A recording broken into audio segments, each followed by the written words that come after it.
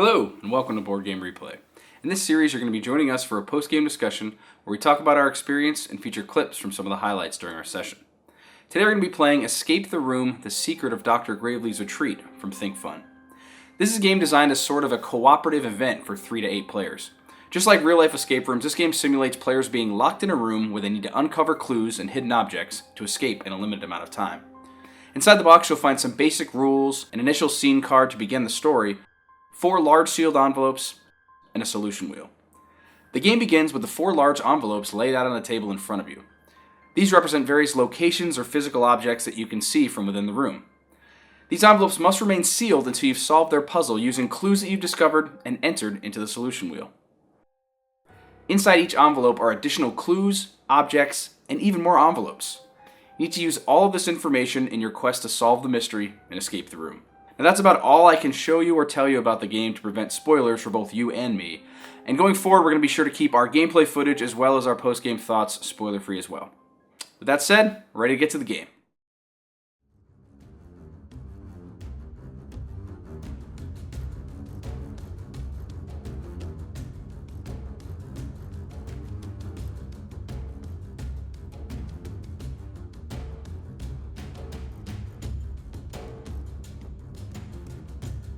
Congratulations, you have solved the secret of the Foxcrest Retreat and escaped the room.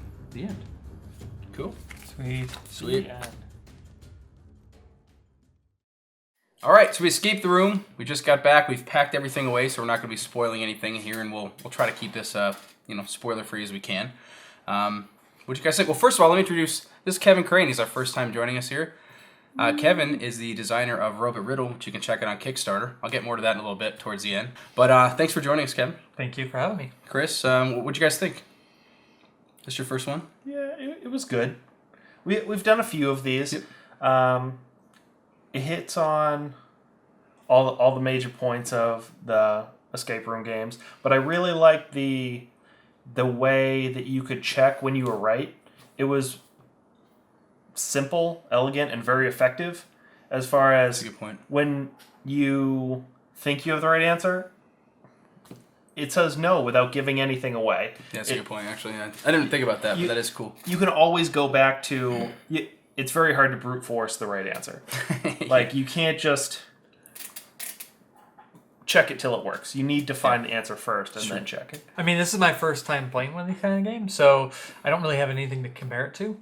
I actually really enjoyed the theme and the flavor text. I thought that really jived with all the clues that were being given and kind of how everything went together. So from that point of view, I really enjoyed it. Yeah, I can agree with that. I actually like how much flavor they had. There's, again, it comes in this like small box, and there's like these 4 envelopes that you start the game with. But as you start opening up, there's new scene cards that you reveal, and some of them actually have clues. I should say almost most of them had clues that actually kind of lead you to the next step. It's not just you open an envelope, you get puzzle pieces, or you get some other kind of clue. But the actual flavor we had to go to multiple times, I think, where we had to like, oh, this is what this person said, like, let's use that. So that actually helped quite a few times. And I liked how everything wasn't like you had to figure out what you needed to use out of it. It wasn't like, this is what you need, right? Yep. Yeah, and this is my second time doing one of these escape room games from Think Fun. This is the first time for these two guys. And I can quickly compare kind of the two before we get into too much detail. But this one is definitely a little bit different from the first one. I would say this one, it was still, I don't want to say easy, but yeah, it wasn't super hard, right? I mean, the 3 of us weren't like, I think we finished with about maybe 10, 15 minutes left. Is that right? Yeah, minus the dexterity puzzles, which were challenging for all of us. Sure. Yeah. Sorry, let me finish my thought real quick. So the first one I thought, it said like it was 60 minutes. Maybe they gave us an hour and a half, or it was me, Brian, and Jeremy. This was 3 of us. And we finished that one. We had fun with it. It was neat. There was like some kind of spatial recognition puzzles a lot in the first one. We finished it. We had a good time. But we kind of said, well, that was kind of an easier game, but it was still a fun activity to go through. I definitely think that still holds up here, but this one certainly is more challenging than the first, if I can just say that. And then, if we want to get into talking about some of the dexterity puzzles, I think that's a cool thing to talk about. Something new that's in this one that wasn't in the last one. Yeah, it's the first time that that I've run into an element of a physical puzzle that you need to break out of. It wasn't a riddle or some kind of codex thing. Yeah. Yeah, and to pull that from this kind of game where it's just like this boxed game with, I mean, obviously this thing is designed to be kind of a compressed, thing to fit in a box with just the envelope. So a lot of things are like 2D, but to see an actual 3D puzzle is cool. We can't rip or tear anything. I know the obvious solution is to just rip a hole in it, but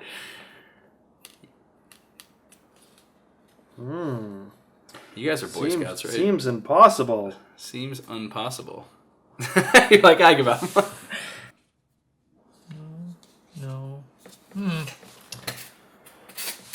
I got less than nothing. That is tricky. You're doing something. Oh. Dude, nice. Dude, that like was that. That was impressive. I would have not had any idea to go with that. Yeah, I just don't want to give too much away, right? That's kind of a good point, yeah. Yeah, because there's a lot of stuff that we could talk about, but We could go into the specifics of the puzzles kind of more of in our breakdown of game strategy and stuff that we usually do, but then we're then you're giving a lot away, right? giving stuff away. I guess as a general... Go ahead. I mean, leaving it at like there are 3D puzzles, I think is good, because if you go into, I can associate it with this kind of puzzle or this kind of puzzle, Right. It's like, then it's a little bit of spoil, right? Yeah, and this, it's important to note, if you haven't watched the first one of these that we did, this is a one and done. I mean, if you've done it once, you've kind of figured out the puzzles and you won't be able to play it again. But the game comes with instructions on the website. You can pack the game back up and give it to somebody who hasn't played it hasn't played it and then play it again. I've kind of always said I like that. That concept is really cool to me because, going to escape rooms is really expensive. This game's $20. You pick it up and you just keep it on the shelf. Repack it up. I mean, how often... I still think the best player counts about what we did, 3. I think anything more than that would be... Yeah, I think we'd too be many. stepping on each other's toes too much if there was another player. I mean, we already were, given what was in the box. So. True. yeah, because I felt when we played the other escape room boxes. What was that? That was Escape Room in a Box, the Kickstarter one, right? Yeah. Yeah. When we opened that one, the whole kind of experience kind of exploded onto the table, and we were kind of overwhelmed with lots of stuff to deal with. Not all of it was immediately used or necessary, but it was there was a lot of stuff to work through, so everyone on the table was engaged. This true. one felt like one or two specific puzzles, which led to the next puzzle, which led to the next one. Yeah. We weren't doing 3 or 4 puzzles at the same time. It was a lot more linear, room to room. It was, but I mean, there was enough for sometimes there was enough for each one of us to be working on something. It was all based around one puzzle, but it was we can kind of divide and conquer a little bit, but it was definitely very linear. I think if you had, as they recommend, 3 to 8 players, unless they were younger players, I think that you would be probably bored. I mean, I think if you're going to get this game as an adult, it says ages 13 plus. I guess if a bunch of 13 to 15-year-old kids sat around playing this, I bet you maybe more people would be fun. But I think the 3 to 4 people would be a perfect number. It gives, even that might be 4 might be too many. I thought the count that we did was perfect. I think everybody kind of had, there were moments when we were passing around some of the physical puzzles where some of us didn't really have much to do, just aside from watching and observing that puzzle. So I think right around this point is the sweet spot, at least for adults. Anyway. But even with those physical puzzles, it was good because one person would be working on it, and then someone else would be like, "Oh wait, I think I figured something out." That's right? true. Yeah, the extra sets of eyes help too. Yeah, I was going to bring up that same point that it felt like a lot of these puzzles, the person that started it wasn't the person that finished it. Yeah. Cool. You'd put in 1 or 2 minutes and then be like, all right, I've tried all of my thoughts. Your turn. You do it. And then I watch you and kind of build on your ideas and then be like, oh yeah, try this. The puzzles kept getting passed, even though we were all working on the same puzzle. That's a good Yeah, point. and actually, I think we each solved one of the physical puzzles. Yeah. Yeah. So that was pretty cool. That is cool. Yeah, so I think overall, there's not a ton to say. We can't tell you a whole bunch without spoiling stuff, but at least I would say overall, I think these were cool games. I mean, for $20, I think you can pick them up on Amazon for $21. Replayable as many times as you want. You just keep repacking this stuff up, and you can pass it off to a different group. That's a task in and of itself, though. Oh yes, that's a good point. Yeah, you'd have to follow those directions carefully because if you did it wrong, you kind of break the game for the next group that you introduce it to. But good point, especially this one to repack. I've played the first one obviously, and I've repacked that one now, and it's been played again. I've repacked it multiple times. That one wasn't so bad, but the dexterity puzzles from this one are definitely going to be... Yeah, you can do it. I believe in you. You'll be fine. I don't, my mind doesn't work well with those types of things, so for me to, watch a diagram of someone fixing it is going to be... It'll be a challenge for me to repack it as well. Well, I think that's going to wrap it up for us here. Before we go, I just want to do a quick plug for Kevin's game. You want to give it your elevator pitch real quick? Sure. So Robot Riddle is a cooperative storytelling narrative game really targeted at families.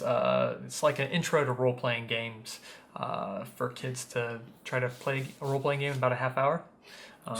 All based on in the style of Choose Your Own Adventure books. So, yeah, that's about it. Check it out. I'll put a link in the description here. You can check it out. It's on Kickstarter right now. It's going to be there for about 3 more weeks as of this video, right? Yeah. Awesome. The art's really cool. The storytelling's really cool. You've been writing. You got 3 storybooks built into it. Lots of cool stretch goals. Yeah. I think you got something solid going there. So check it out if you get a chance, guys. I think it's going to wrap it up for us. Thank you, everybody, for watching. Catch you next time.